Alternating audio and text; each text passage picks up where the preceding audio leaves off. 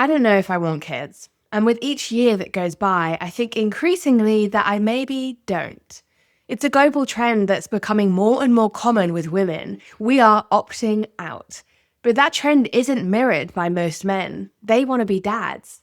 This movement with women is partly due to mothers being explicitly honest online about what being a woman with a child is really like.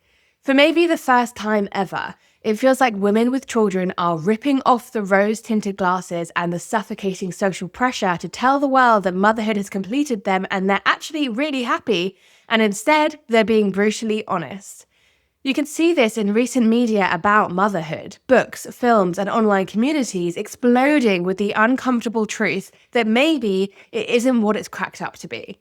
There's the popular hashtag #childfreebychoice and anonymous forums where women can share their feelings of regret around motherhood. Or just last year, there were films like Die My Love and If I Had Legs, I'd Kick You, which was nominated for an Oscar. Both are about women having a child and feeling like they're losing their identity, their freedom, and their minds. I think I nearly lost my mind for the first 6 months. When do you think you'll be getting it back? What do you do for work, Grace? I don't. Oh. I'm stuck between wanting to do something and not wanting to do anything at all. Oh, hang on. Cheryl mentioned that you're a writer. That's cute. That must be nice, having something you can kind of squeeze around a bit. Yeah, I don't do that anymore. Why not? Stuck for inspiration? I'm sure it'll come back.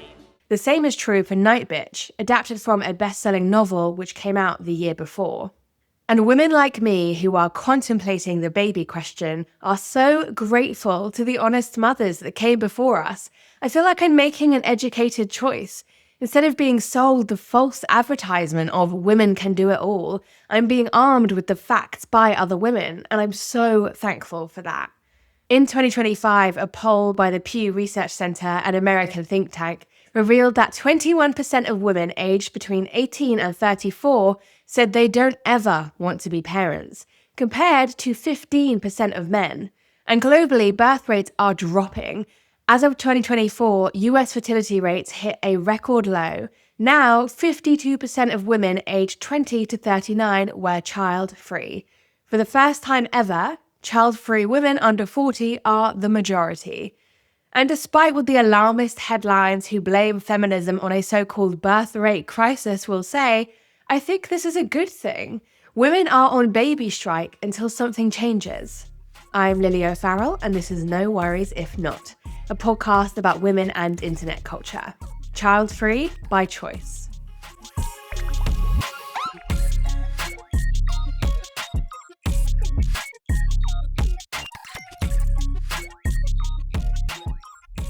When I think about being a child-free woman, it's not that I don't want the experience of having a child and being a mother. It's that I don't feel I live in a society where I'm able to do that and have big career ambitions and a rich life of my own. It still feels like women have to choose between two identities, the mother or the career woman. If I wanted childcare, it would cost me, on average, over £1,000 a month per child, even more if you live in London. And families across the UK typically spend 30% of their annual paycheck on childcare.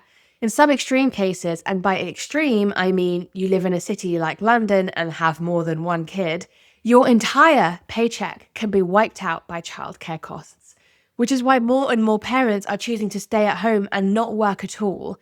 And this parent is, you guessed it, usually the woman. Childcare should be universal. We should have an NHS for childcare in the UK, but we don't. It has improved, but access to subsidised childcare is conditional, and the financial barrier is a huge part of why women globally aren't having kids. And look, all of this aside, if I had a baby and, like most people, couldn't afford childcare, maybe I could depend on my parents for that instead. But when we do that, it so often falls on the woman, the grandmother. And my mum has already spent so much of her life raising kids. Now I'm all grown up, but this is her time to be free. When she read this script, she said that if she had the money, she would rather pay for me to get childcare instead because her freedom is protected. And I completely agree. Throwing another baby into her arms feels like perpetuating the very same cycle, where the state relies on the free labor of women to keep the world spinning, instead of improving opportunities for mothers. When people talk about their grandparents or friends helping out, they're talking about the village, which comes from the saying, it takes a village to raise a baby. But the village is increasingly becoming a thing of the past, because once you have a kid, you often have to move away to somewhere more affordable where you can get a bigger house, meaning you're far away from your community. In London, where I live, schools and nurseries are closing down because there just aren't enough pupils to fill them. Families are leaving the city because they can't afford to raise a child here. According to a recent article in the Evening Standard, an estimated 90 primary and secondary schools in London have been forced to merge or close in the last 5 years due to pupil shortages. So, I know what you're thinking. What about the dads? Well, two things are true here. The first is that there are plenty of dads who do want to be more involved, but we don't give them the chance. In the UK, mandatory paternity leave is only 2 weeks. That's only half of a menstrual cycle. How can we expect men to share the childcare load when the state is already setting them up for failure? The role of the father is evolving culturally, but that is not reflected in policy. This measly 2 weeks of mandatory paternity care only came in 2003. Before that, the only option for dads was unpaid paternity leave. Outside of this, though, on a wider scale and within hetero partnerships, men just aren't pulling the weight of domestic labour. Women in the UK spend, on average, 3.5 hours per day on chores, which is 1 hour more than men. That's 7 hours a week more than men. So when everyone said women can have it all, they can work and have a family, what they meant was you have to have 2 jobs and only one of them is paid. Marxist feminist Silvia Federici says, "They say it is love, we say it is unwaged work." There's also a TikTokified version of this quote, which is very popular, that says, "Marriage is the means by which even the poorest man gets a maid." This gendered imbalance is called the second shift. When women entered the workforce, men didn't match that by entering into the domestic labour sphere. It's created the so-called leisure gap, where women with kids are finding they have less free time than their male partners. You know, the husband is down the pub with the fantasy football league while you're cleaning baby shit off the carpet.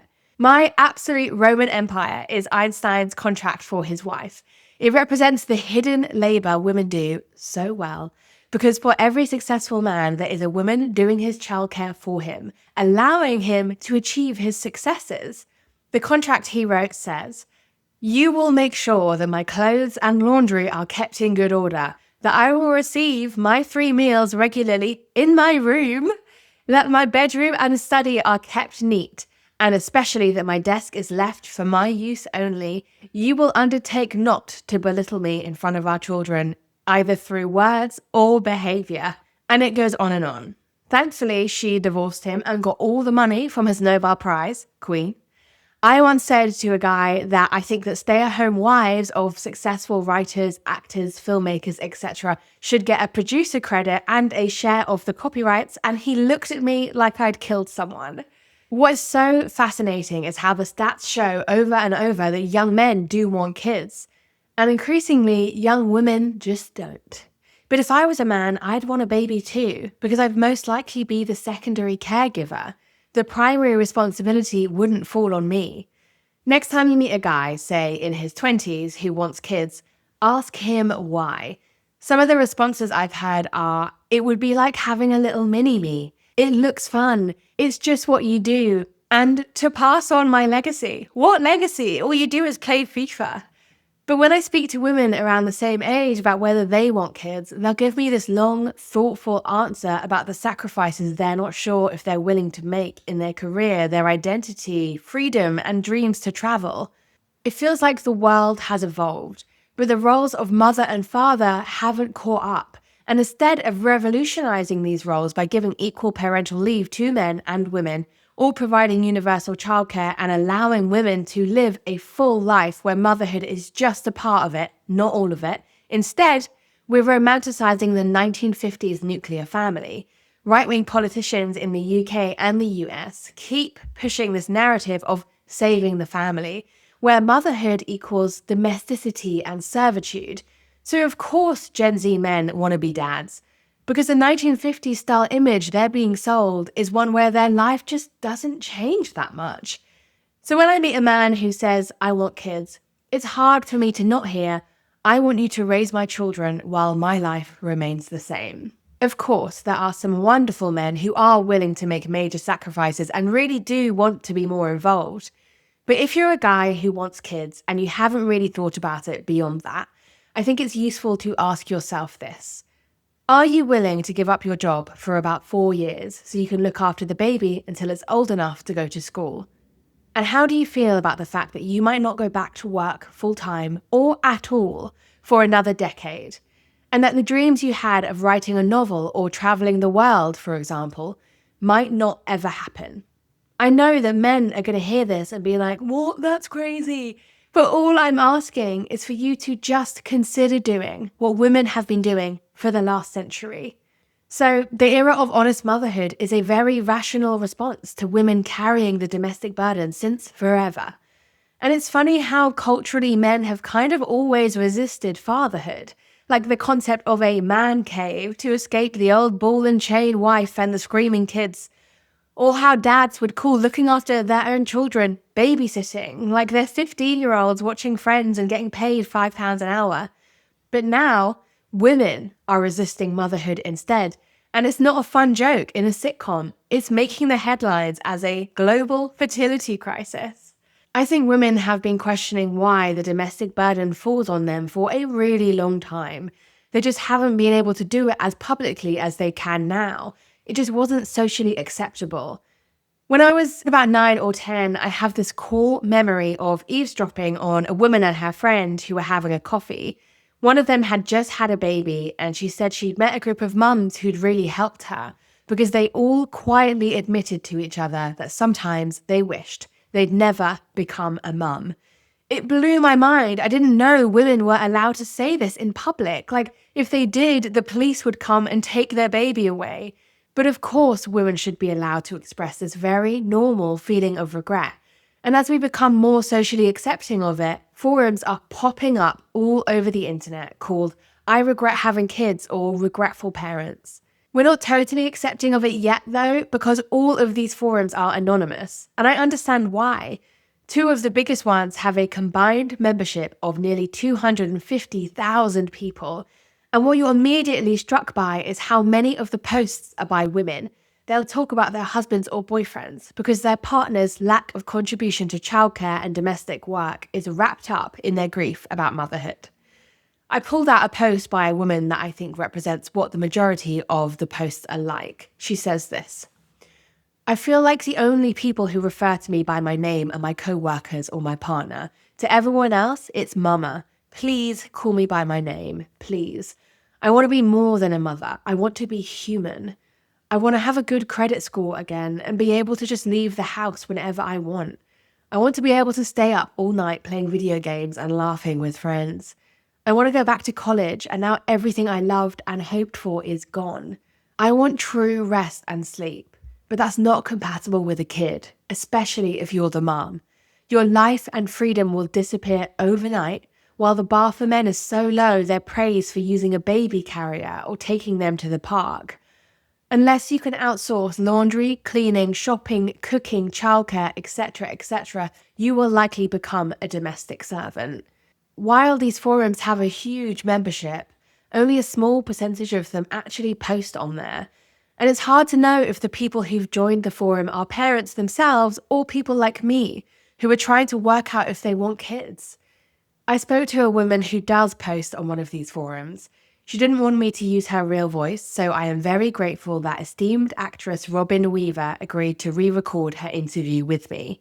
So it's a place online for parents to vent anonymously. They can post about how their lives have turned out and the trials and tribulations of being a parent. And like you said, it's not one of a kind. There are a few of these forums around. But what they all have in common is the name of the forum is normally something like, I wish I never had kids. But having spent time on the group, I don't think it's that simple. I mean, some people do just straight up talk about regretting having kids. But for most of us, we have so much love for our babies. The kids aren't the problem.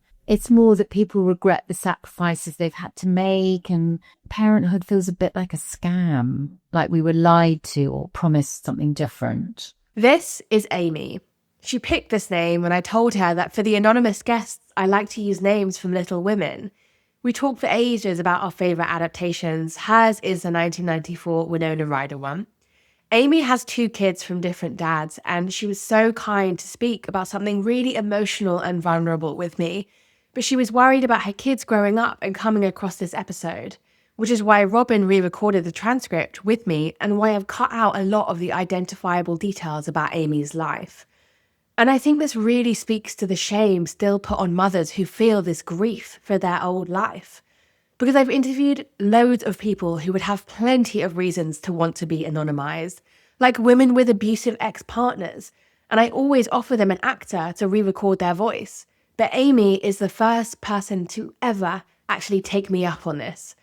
So if you're thinking that she doesn't love or care about her kids, that is clearly not what is happening here. I asked her when she first started posting on the forum.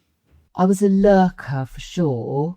It became like a nighttime ritual when I was waiting for the baby to go back to sleep. I spent a lot of sleepless nights on the internet. I don't remember exactly how I found the group. I would read stuff on my phone in the middle of the night while breastfeeding and being so tired. And when I read about other women who were struggling, it really helped me. It just made me feel less like I was broken. I thought there was something fundamentally wrong with me. But reading other women describe your exact feelings is just, it was a lifeline. So yeah, I'd Google symptoms for depression, suicidal ideation, bipolar, stuff like that. And if it was something that you could develop after pregnancy. And that's probably how, I think that is how I came across it. And that was about 3 years ago. I love my kids so much and I don't regret them one bit. None of this is their fault. It's the sacrifice I regret, the cost of it, of motherhood, and how society isn't set up to support mothers.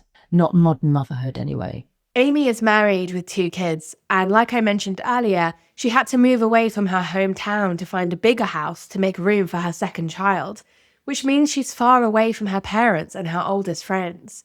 You know, being a mom isn't just about you and the baby.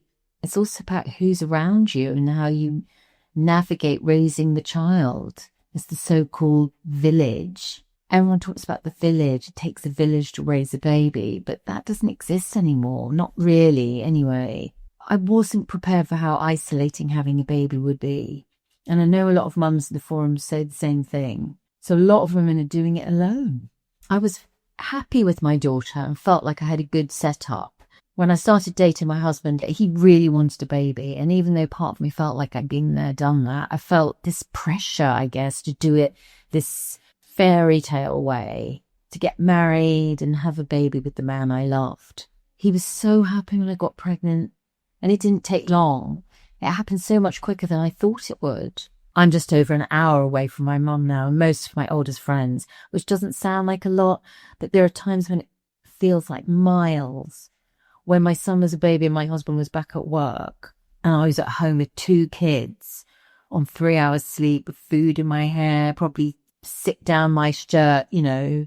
In those moments, my mum couldn't just drop everything and come over. It's a whole deal, you know. She has to drive and she's getting older now, so she's not as independent. And now my friends back home have families too, so everyone's occupied with their own stuff. Amy isn't working at the moment, and she's a creative person, which is something that comes up a lot with people struggling to balance being a parent with their career, because creativity doesn't neatly slot into the 9 to 5. Amy said she always feels more creative at night, but now that's bath time, and she's so exhausted it's hard to stay up to work. There are a few phrases that come up in this forum a lot. One of them is, a man wants a baby like a child wants a puppy. I asked Amy to explain it to me. So it's like a child wants a puppy because he thinks it's cute and fun, but he doesn't engage in the level of care and responsibility that's needed, and he isn't making real life sacrifices, like getting up early to let the dog out or staying home to be with the dog. Having a baby is like that, except 10 times harder, and it's forever. We're still expected to be stuck at home doing the bulk of the parenting. It's frustrating. The women on this forum, we all want the same thing. We want our life to be more than just motherhood, our identity to not be singular. But when childcare is so expensive and just totally not something most of us can access, bit by bit, you find yourself going to part-time work or freelance, and then suddenly you haven't worked for a year and the dust settles and you're like, oh, I guess I'm a stay-at-home mum now. And don't get me wrong, some women dream of that, like being stay-at-home mum is their life's ambition. But to be honest, I just don't meet many women like that anymore. I wish there was a way to do both. Well, I know there's a way, but that's having a stay-at-home husband or being rich and having a full-time nanny. And like I said, I don't regret having kids, but I wish someone had told me about the sacrifices you make. Like lots of other women, her career didn't end overnight. It's a slow dripping of the tap that eventually stops. Amy shared her feelings with her husband, and she said he is trying, but he still works full-time, and she, understandably, finds that really hard. He tries. He does try. But I don't know if he'll ever really get it. I feel like he can say this because he's not going to hear it. But yeah, he tries to be supportive and understand, but I won't say what his job is, but it's like very central to his identity and how he interacts with the world. He's been able to hold on to that. He gets to be a dad and a person too. And that's really hard for me to watch. I do resent him for that, and we're working through it, but I am jealous of him. I'm jealous that he has both. Yeah, I was working all the time before I met my husband, and I loved it. I just remember feeling like I was really achieving something every day. And obviously motherhood is achieving something too. It's just very different. I think because it's all for someone else, your life doesn't feel like your own anymore. And I'm not saying that women shouldn't take time off when they've had a baby. Your body's gone through extreme trauma. You have to take time off. There's just not much put in place for women trying to go back to work. The treadmill needs a little, I don't know, like a step ladder, a little extra push. Amy is in a WhatsApp group for mums, and she said it's really cathartic, as is the forum. I asked her what she wishes she knew before having kids. I've been thinking about this a lot and how I can word it carefully. I wish I'd known that you can love your children so much and at the same time really, really miss your old life. There'll be times you'll fantasize about what your life would look like if you hadn't had kids, and that doesn't make you a bad mum. You're not only a mother, and you have to allow those parts of you to breathe. Yeah, I wish I'd known that it doesn't make me a bad mum to feel that way. I had similar conversations with other mums. We all had our own way of phrasing it, and there's so much shame around admitting it. In my early 20s, I had lots of plans and ambitions that I wasn't able to accomplish because I had kids. And that part of you doesn't just go away, so it makes sense that I still fantasize about it. Amy said when her kids are older, she's going travelling on her own, having her eat, pray, love moment. I told her that if she comes to London, I'll take her out for cocktails. I've spent a lot of time reading what these women are anonymously sharing, and even though it's really hard to read, I'm so grateful that people like Amy are speaking up. The BBC interviewed one of the forum's moderators who said she set up the page to document a cultural phenomenon that doesn't often have space in mainstream conversations, and that the community is large and active because many people are quietly grappling with feelings they were told they weren't supposed to have. And it makes sense that so many of the people posting anonymously are women, because women are told that motherhood is their destiny and ultimate purpose. But what happens when you realize it doesn't complete you and it isn't a quick fix for happiness? Like Amy said, though, it's not the kids that the parents regret. The parents on the forum talk all the time about how much they love their children. It's the role of the parent that's the problem. It's not adaptable to modern society. In 2017, Orna Donath published Regretting Motherhood, a study. And in it, one of the women says, I regret having had children and becoming a mother, but I love the children that I've got. I wouldn't want them not to be here. I just don't want to be a mother.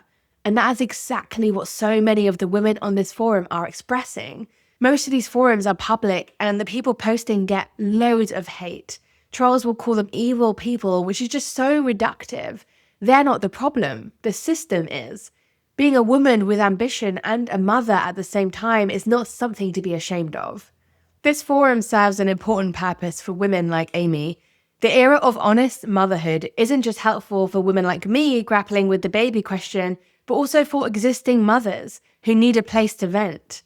This is part of a wider movement online, though. Women without kids who were once referred to as childless, now, more and more so, are referred to as child-free, because they're not incomplete people. They're just people who've made the decision to not have kids, or they can't have kids and their life is still full without them. And then there's dinks, meaning double income, no kids. There are so many social media accounts dedicated to couples showing off the freedom they have from being dinks. Or there's Abigail Porter, also known as the girl with the list. Hi, I'm the girl with the list, and I'm here to cure your baby fever with reason 339, I am not having kids. Hi, I'm the girl with the list, and I'm gonna make sure you know about these things. Hi, I'm the girl with the list, and we have finally made it. Reason 300, I'm not having kids. I regret making being a mom my dream. Hi, I'm the girl with the list, and if you haven't seen that full video yet, I will link it below. But Sabrina deserves all the love in the world for posting something so brave, so real, so vulnerable. We don't know what we don't know. For so many women, the reality of it is, once they find out, there's no going back. And that's why I've made it my literal life's purpose to reach as many women as possible and share these things, share the reality, before we find ourselves in a position where it is point of no return. She now has nearly 400 reasons to not have kids on her list and 1.5 million followers on TikTok. Abigail will usually take a video she sees on TikTok and she'll stitch it. And the video is often like a toddler screaming or women talking about how hard motherhood is or how traumatic birth is in a really matter-of-fact way. But her account is a valuable insight into why young women are turning their back on motherhood. And she raises some really important points about women's health, the division of labour, and domestic violence. And she's had some criticism for being too extreme, but really, I think it's just that she's speaking about her decision to be child-free with a lot of confidence. And I think that makes people very uncomfortable. In a world where it is still assumed that every single woman actually does want a baby, even after she has said to your face that she doesn't, of course that makes people uncomfortable. What is the point of women if not for bearing children? When I spoke to Amy, I asked her about the recent wave of films where women are grappling with a loss of identity as they become mothers. Films like Nightbitch, If I Had Legs I'd Kick You, and Die My Love. And she said she hadn't seen them, firstly because she doesn't have time, obviously, and secondly, she kind of actively avoided them, and I don't blame her. It took me 2 tries to watch If I Had Legs I'd Kick You. The first time, I thought I was going to have a panic attack. I know you have a lot on your plate, but she's getting better, and the rest of it is totally temporary. You need to be a team. This whole... I know. The problem with that logic, though, is that I'm not a housewife. I work, too. Oh, I'm asking you what I'm supposed to do! Can you hear me? I would like you to get a good night's sleep. This isn't supposed to be what it's like. This isn't it. This can't be it. But what these films do so well is give you the visceral sense of the exhaustion, isolation, and all-consuming stress and chaos of motherhood. The women in these films have a baby and move to these big houses in the suburbs, and in all 3 of them, the dads aren't really present, both emotionally and physically. So who better to talk about this trend with than film critic, writer, and founder of the Bechdel Test Fest and mother, Corrina Antrobus. My name is Corrina Antrobus, and I am a film critic and a film programmer and an author as of a few years ago. And I set up the Bechdel Test Fest. The Bechdel test comes from a comic strip by Alison Bechdel and is often used as a measure of women's representation in film.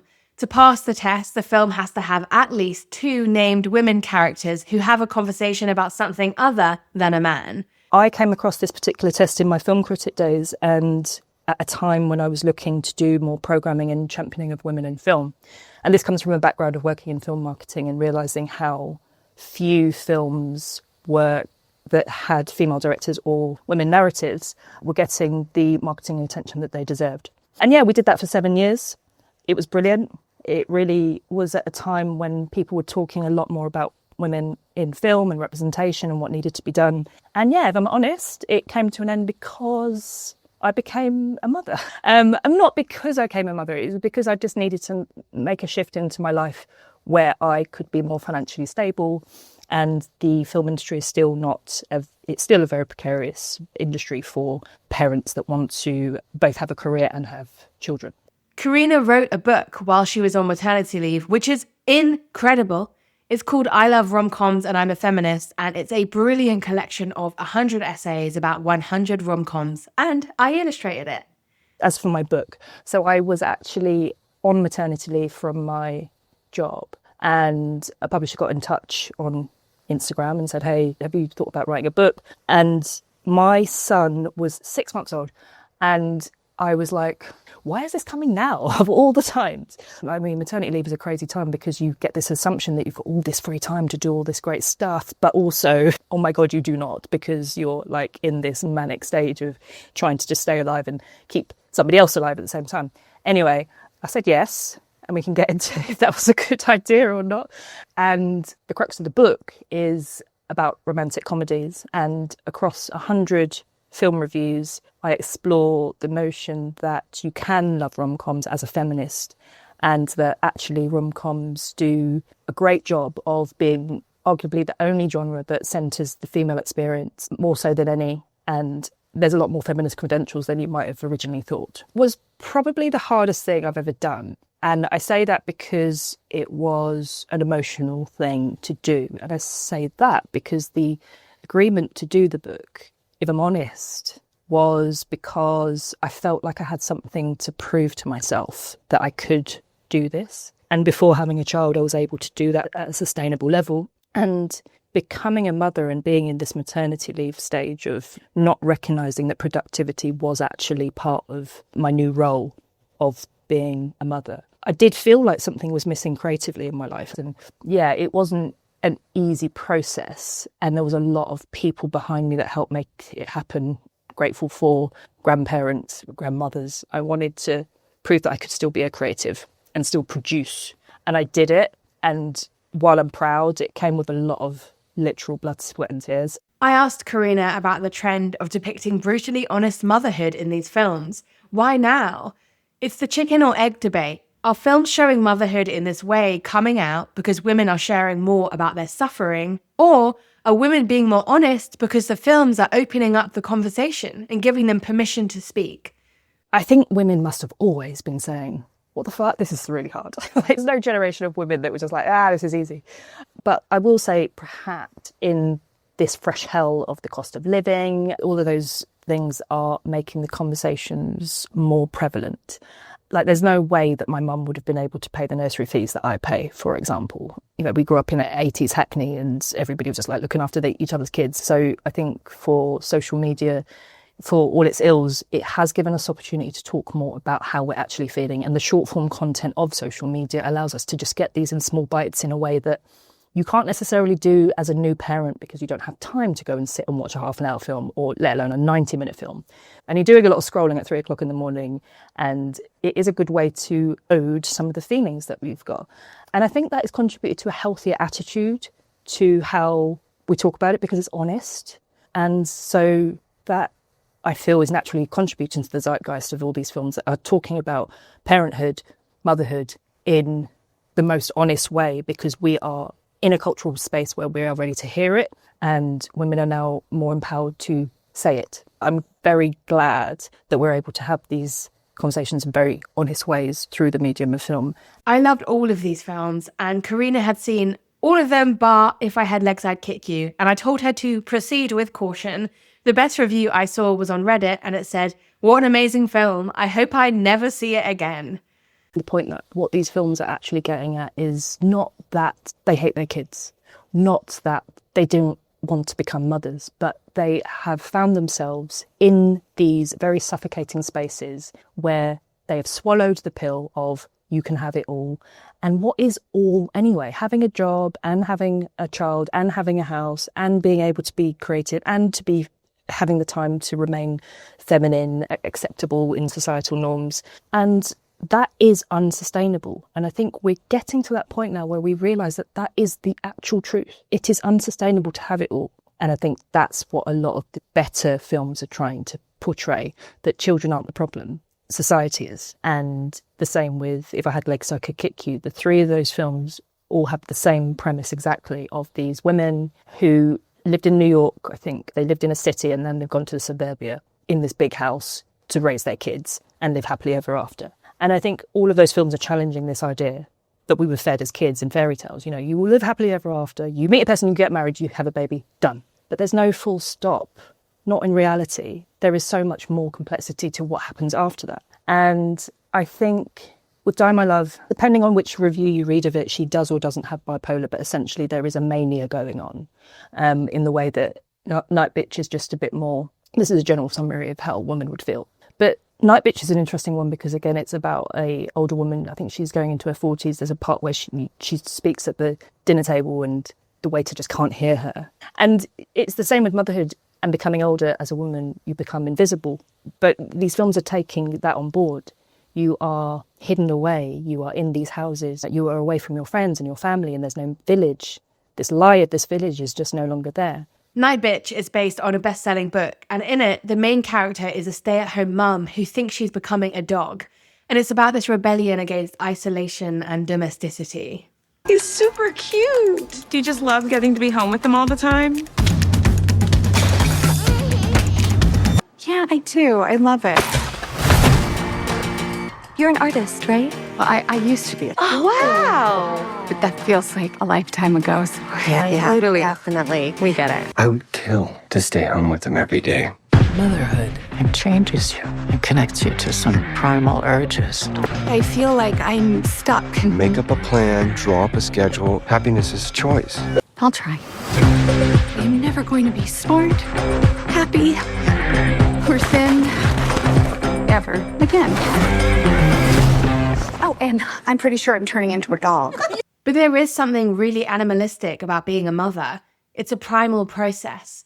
In Die My Love, Jennifer Lawrence crawls through the grass like a dog, smashes her head against the wall, and scrapes off the wallpaper with her fingernails until she's bleeding. Like the boredom and madness of motherhood is turning her into a feral animal. With both of the films, there's this really interesting thread of animal behaviour, which I think is accurate in a way that I could only really agree with once I've gone through the process of childbirth and looking after kids. You know, your body. I've never felt more akin with my species as a human than when my body has been growing a child. You know, I suddenly had boobs and they were actually for feeding something. You know, it just boils it all down to this group of cells that it's supposed to reproduce or not. But it was I've never felt more feral than I have when having a kid. It's just so bizarre what your body can do if you choose to put it through that. In Nightbitch, Amy Adams' character is an artist, and in Die My Love, Jennifer Lawrence's character is a writer, and they feel this constant pressure to find time to pursue their creative passions while also being new mums. Something that Amy from the forum and Corrina can both relate to.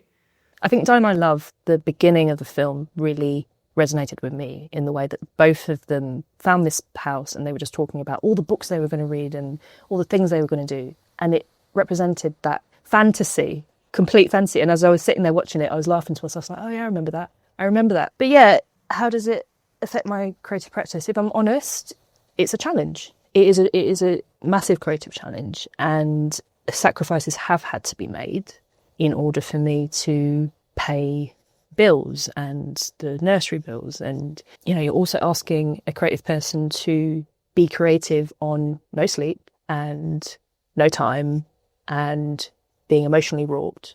I told Corrina that one of the things that makes me want to have a baby is feeling like I'm connected to humanity.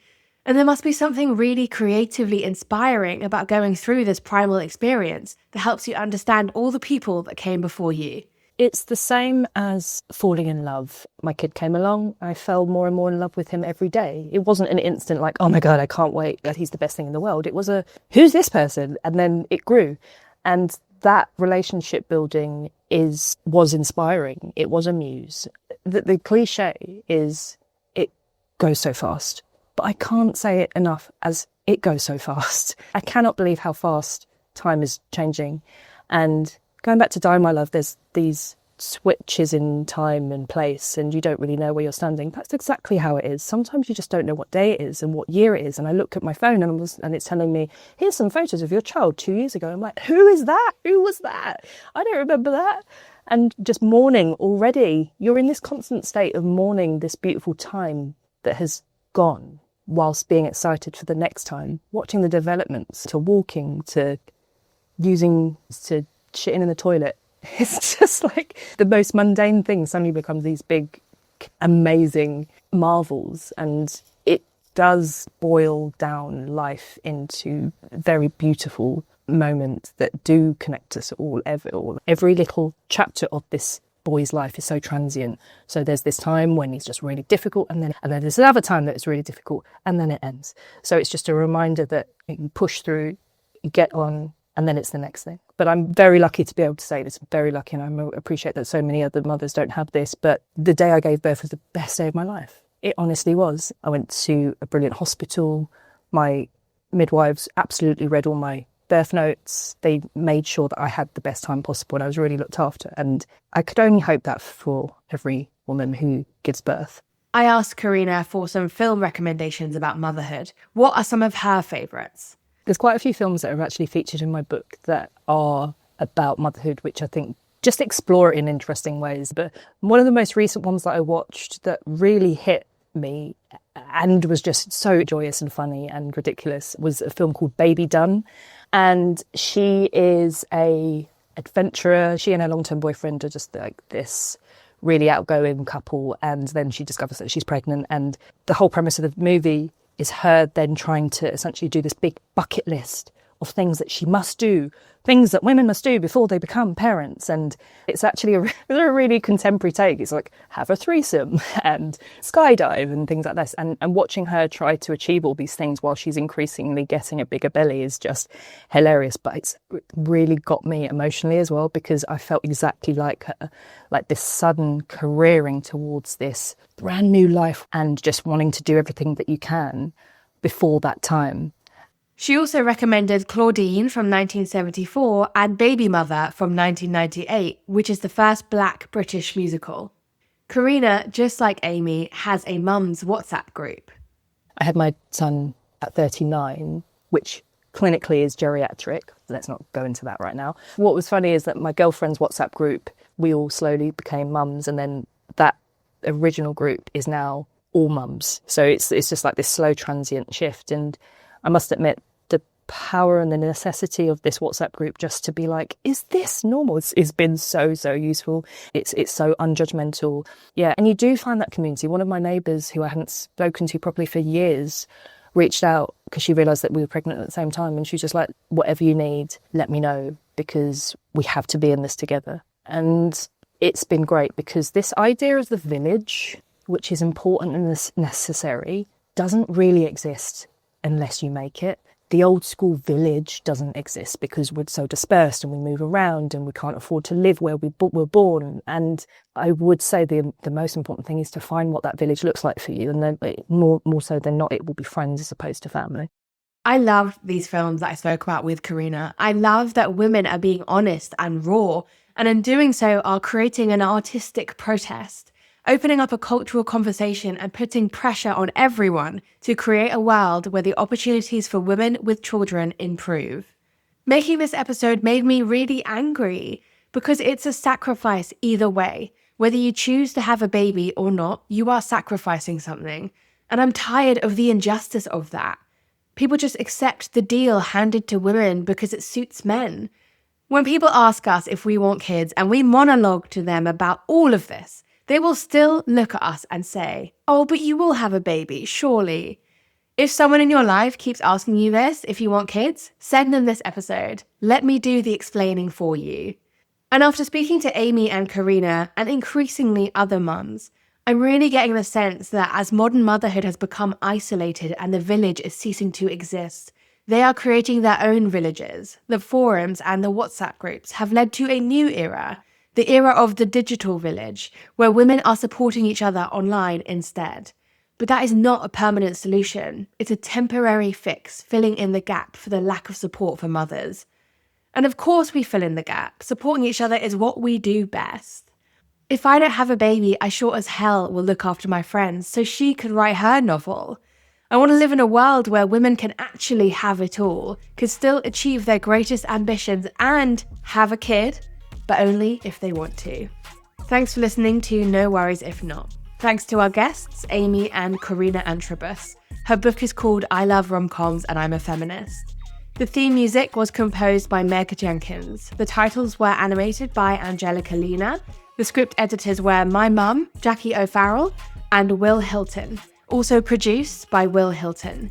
No Worries If Not is produced, written, hosted by me, Lily O'Farrell. If you've been affected by perinatal mental health, you can visit Mind's very extensive list of contacts and resources. I've put a link in the show notes below.